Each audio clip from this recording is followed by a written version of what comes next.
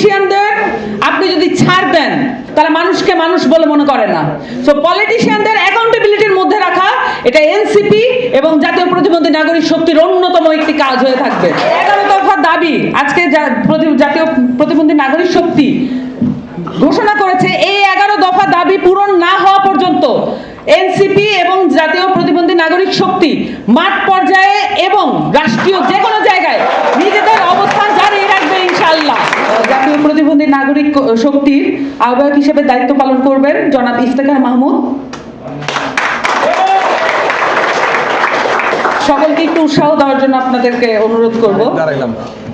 হ্যাঁ, সবাইকে একটু দাঁড়ানোর জন্য অনুরোধ করব।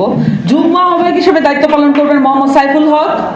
আসতে পারেন না, আচ্ছা ঢাকার বাইরে আচ্ছা, আমি নাম বললে একটু দাঁড়ায়েন। আচ্ছা, সদস্য সচিব হিসেবে দায়িত্ব পালন করবেন বাপ্পি সরকার। যুগ্ম সদস্য সচিব হিসেবে দায়িত্ব পালন করবেন মোসাম্মদ চেনবানু।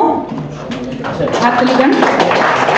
সদস্য হিসেবে দায়িত্ব পালন করবেন আমজাদ হোসেন, মতিউর রহমান হৃদয় এবং মোহাম্মদ জহিরুল ইসলাম। এবং এই যে সংগঠনের যে লক্ষ্য উদ্দেশ্য, এখানে 11টি লক্ষ্য উদ্দেশ্য আছে।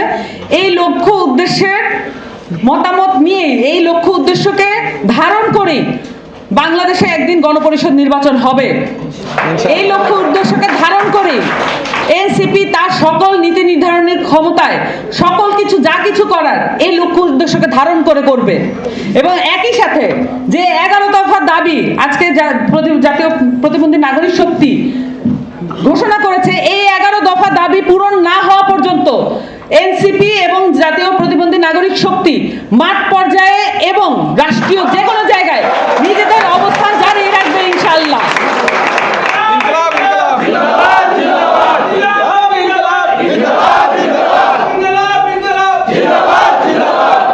আপনাদের সকলকে ধন্যবাদ। কিন্তু জুলাই গণঅভ্যুত্থানের চেতনা, বাংলাদেশের মহান জনযুদ্ধ মুক্তিযুদ্ধের চেতনা কোনোভাবেই ভুলে যাওয়া যাবে না।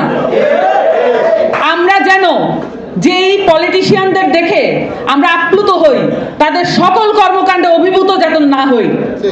আমরা যেন তাদেরকে অ্যাকাউন্টেবিলিটির মধ্যে রাখি, কারণ আমরা দেখেছি পূর্বেও পলিটিশিয়ানদের আপনি যদি ছাড় দেন তারা কি করতে পারে তার কোনো ইয়ত্তা থাকে না, তারা মানুষকে মানুষ বলে মনে করে না।